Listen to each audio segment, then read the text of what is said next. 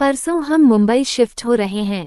अब आगे। नंदिनी बहू निशा बेटी कहाँ है, अभी तक पार्टी में नहीं आई। नंदिनी ने दादी से कहा, माँ जी निशा तैयार हो रही है, वो आती ही होगी। सब बातें कर ही रहे थे, तभी दादी को अपने गले में 2 हाथ महसूस हुई। उन्होंने सर उठाकर ऊपर देखा तो निशा गले लगाकर बहुत ही प्यार से दादी से कह रही थी, मेरी प्यारी दादी जी आप मुझे कितना याद करती है, आपने याद किया और मैं आ गई। यह बोलकर निशा हंसने लगी। उसकी हंसी देखकर दादा दादी के चेहरे पर स्माइल आ गई। वह इस वक्त हंसती हुई बहुत प्यारी लग रही थी।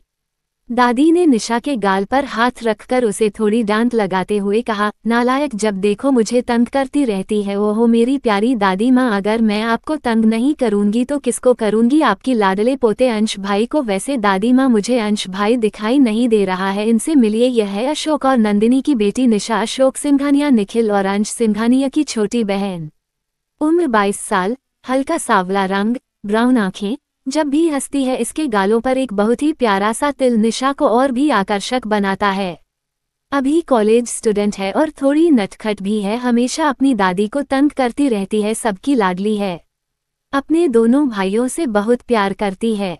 निशा की वजह से घर का माहौल हमेशा खुशनुमा सा रहता है। तभी निशा को अपने कान में बहुत तेज दर्द हुआ। वह आह कहते हुए पीछे पलटी। अंश ने उसका कान मोड़ रखा था। निशा अंश की तरफ देखते हुए बोली, भाई मेरे कान में बहुत दर्द हो रहा है, छोड़ो मुझे। फिर पपी फेस बनाकर निखिल की माँ से बोली, बड़ी माँ बोले ना आप अंश भाई को, तेरे इस पप्पी फेस बनाने से कुछ नहीं होने वाला, तेरी सारी नौटंकी जानता हूँ मैं, समझी। अंश निशा के कान और मोड़ते हुए बोला। ये है राजधीर और दीपाली का छोटा बेटा और निखिल का छोटा भाई अंश। राजधीर सिंघानिया, उम्र 24 साल, अच्छी खासी हाइट, दिखने में औसम। इनका अंदाज भी थोड़ा फ्लर्टिंग और मेच्योर वाला है। जहां पर लगता है इन्हें अभी फ्लर्ट करना चाहिए तो जनाब शुरू हो जाते हैं। अंश एक भी मौका नहीं छोड़ता लड़कियों से फ्लर्ट करने का, और जहां पर लगता है अभी थोड़ी सीरियस बात है तो मेच्योर लुक में आ जाते हैं। इन जनाब के अंदाज भी अलग अलग है। अपनी छोटी बहन से बहुत प्यार करता है पर हमेशा लड़ता रहता है। फैमिली और फ्रेंड से भी बहुत प्यार करता है। एक कॉलेज स्टूडेंट है और यह भी अभी सिंगल हैं। आगे बढ़ते हैं, इनके बारे में कहानी में जानते रहेंगे। निशा का फेस देखकर दीपाली को उस पर प्यार आ गया। वह तुरंत पिघल गई। दीपाली जी अंश का कान पकड़ते हुए बोली, छोड़ मेरी बच्ची को। अंश चिढ़ते हुए, माँ आप जब देखो तब इस छिपकली को बचाती रहती हो। निशा अपने लिए छिपकली सुनकर मुंह फुलाकर गुस्से से अंश को बोली, मैं छिपकली तो आप छछूंदर हो। माँ सुना आपने, इस छिपकली ने मुझे छछूंदर कहा। अंश ने अपना कान छुड़ाते हुए निशा की शिकायत अपनी माँ से करते हुए कहा। निशा ने अपने लिए फिर से छिपकली सुनकर अंश को जवाब दिया, मैं बार बार बोलूंगी छछूंदर छछूंदर छछूंदर, और हाथ बांधे गुस्से से अंश भाई को घूरने लगी। सिंघानिया मेंबर उन दोनों की नोकझोंक देख रहे थे। सबके चेहरे पर एक स्माइल थी। गौतम सिंघानिया बोला, बच्चों अभी लड़ाई बंद करो। जब दोनों बच्चों ने अपने दादाजी की बात सुनी तो दोनों चुप हो गए और चुपचाप जाकर अपनी दादी के साइड बैठ गए।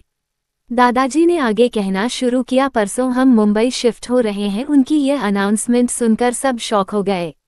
दादी जी रिलैक्स बैठी थी, उन्हें पहले से अंदाजा हो गया था। दीपाली ने दादी से पूछा, माँ आप इस बारे में जानती थी?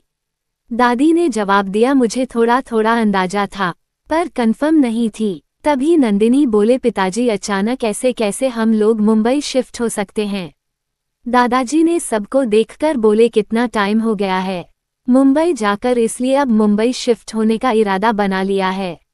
अब दादाजी की इस बात पर किसी ने कोई सवाल नहीं किया, सब चुप हो गए।